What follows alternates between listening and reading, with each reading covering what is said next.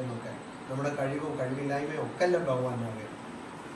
അതുപോലെ തന്നെ പലരും വിചാരിക്കും, അയ്യോ ഇന്ന് ഞാൻ കോഴി കഴിച്ചു, ഇന്ന് ഇത് കഴിച്ചു, അതുകൊണ്ട് ഭഗവാനെ പ്രാർത്ഥിക്കില്ല. ശരിക്കും നമ്മൾ എന്താ ചെയ്തിരിക്കുന്നത്? ഈ തരം ആചാരങ്ങൾ ഉണ്ടാകാൻ പല ചരിത്രപരമായ കാരണങ്ങൾ ഉണ്ടായിരുന്നു. പക്ഷേ ഭഗവാന്റെ നാമം സ്മരിക്കാൻ എങ്ങനെയൊക്കെ അതൊന്ന് ഒഴിഞ്ഞു മാറാൻ പറ്റുമോ അതിനൊക്കെ നമ്മൾ എക്സ്ക്യൂസാണ് ശരിക്കും കാണുന്നത്. ഒഴിഞ്ഞു മാറാനുള്ള ഉപായങ്ങളാണ് നമ്മൾ കാണുന്നത്. അപ്പോൾ ഭഗവാനെ അറിയില്ല എങ്ങനെ എൻ്റെ മക്കൾക്ക് എങ്ങനെ ചിലപ്പം മാംസം കഴിക്കണം എന്ന് ആഗ്രഹം വന്നു, കഴിച്ചു.